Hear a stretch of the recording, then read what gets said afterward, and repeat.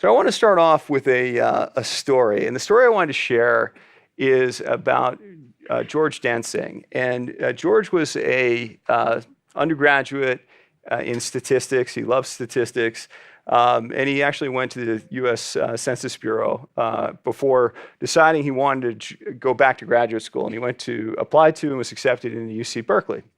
Now, as a brand new graduate student, at that time, when you were accepted, you were actually accepted by a specific advisor. And his first class was with his new advisor. And he rewarded his new advisor by oversleeping and showing up late for class.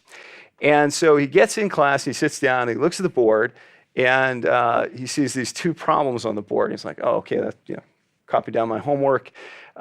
First homework assignment in his new class. And man, he's like working on these assignments, and boy, introductory statistics here is harder than I thought. He's really kind of struggling to get through them.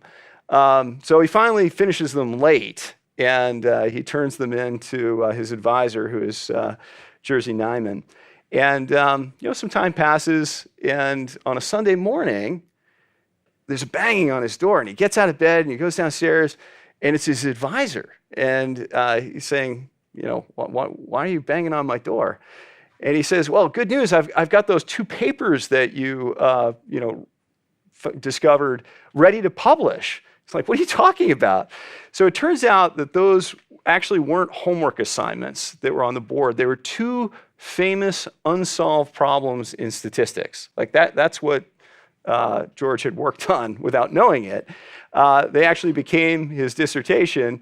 And, George goes on to have a stellar career in mathematics and computer science. He wins the National Medal of Sciences in 1975. So he has a brilliant career.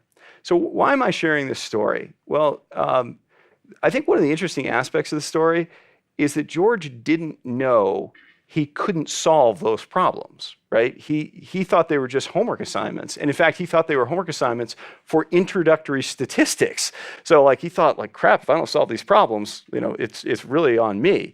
And so it raises an interesting question, which is, what would you do with your career, with your life, if you knew you couldn't fail? What would you choose to pursue?